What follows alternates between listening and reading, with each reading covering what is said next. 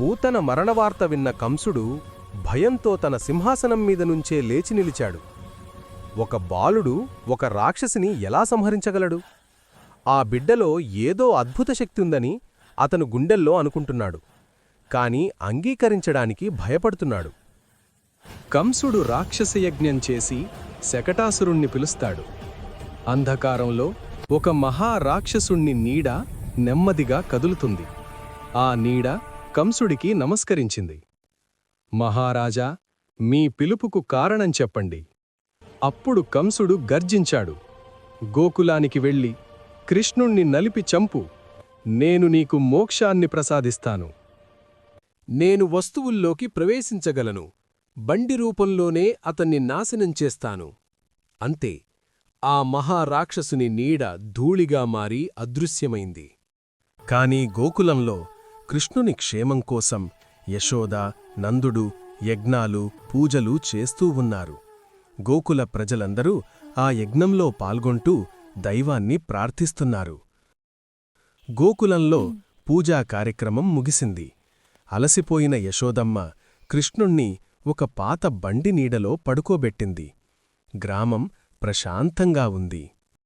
బండి ఒక్కసారిగా భారంగా మారింది. చక్రాలు స్వల్పంగా కంపించాయి.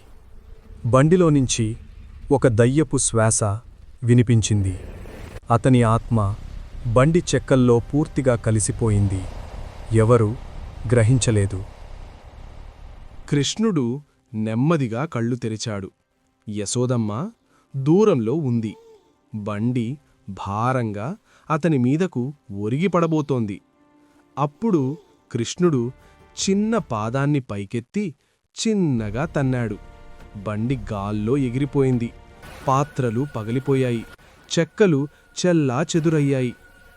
భారీ అరుపుతో రాక్షసుడి ఆత్మ బయటకు వచ్చింది. ఒక్క క్షణంలోనే నశించింది. ఇదే శకటాసుర సంహారం. దేవలోకంలో ఇంద్రుడు, అగ్ని, వరుణుడు చర్చించుకుంటున్నారు. కంసుడు మళ్లీ రాక్షసుండి పంపిస్తాడా అని వారి మనసుల్లో సందేహం. ఇంతలో నారదుడు ప్రత్యక్షమయ్యాడు. ఇది అంతా కృష్ణుని లీల. ఈ రాక్షసులంతా శాపగ్రస్తులే. ఈ జన్మలోనే వారు మోక్షాన్ని పొందుతారు.